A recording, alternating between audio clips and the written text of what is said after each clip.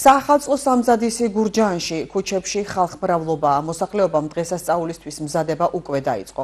ყიდულობენ როგორც პროდუქტებს, ასევე საახალწლო საჩუქრებს. მათი განმარტებით, ახალი 2025 წლის მობრძანება შეძლების დაგვარად აღნიშნავენ.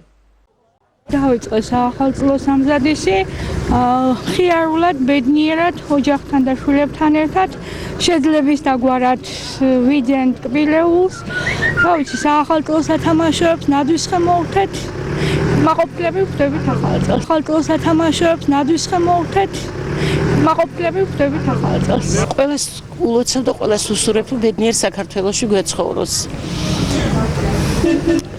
დაიწყეთ თუ არა საახალწლო სამზადისი და ვისთან ერთად შევდით?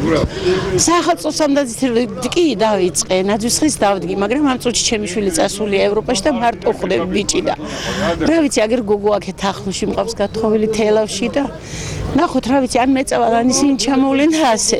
ყოველთვის ჩვეულებრივ, მაგრამ წელს ალბათ ცოტა გარეთ ფონი დაძაბულია და შესაბამისად თლა ისეთი განწყობა არ არის, მაგრამ ბავშვებს 100%-ით უნდა შევქმნათ იგივე ხიარულება და საახალწლო განწყობა, როგორც აქამდე ქონდა. მაყოფილი ვარ ყველაფრით და ვშოულობ რაღაცას მაინც რომ გავაკეთო საახალწლოებს და ზოგადად როგორ ხვდებით ხოლმე ახალ წელს ოჯახი? ნორმალურად კი, კარგად ვხვდებით, რა ვიცი. თავარია ჯანმრთელობა იყოს და ყველაფერი კარგად იქნება. ოჯახთან ერთად? კი, შვილებთან ერთად. ძალიან მცირედით.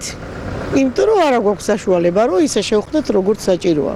რაც გვჭირდება საახალწლოდ დამატებ ზედმეტად ვერაფერს ვერ ვყიდულობ ისეთი, რომ აი მართლა ისე გინდა საკვებისხრივ, გინდა ისე, რა ვიცი, ახლა რომ უყურების მორთული ამდენი რაღაცებს ვერ ვყიდულობ და ვერ ვიძენთ. ბავშვების გამო მაინც ვაკეთებთ რაღაცას. მაინც მემზადები უკვე რა ვიცი, ერთი კვირაა თითქმის. ანუ ტრადიციად გაქვთ რომ აი? კი, აუცილებლად. ეს ტრადიცია მამა მოდის და არ ვარგვართ. აი თუ დაიწყეთ საახალწლო სამზადისი და როგორ აღნიშნეთ? ჯერ არა გენოცვალ, ჯერ ახას ველოდები ბანკით. და მე დაიწყეთ. კი. ზოგადად რა ტრადიცია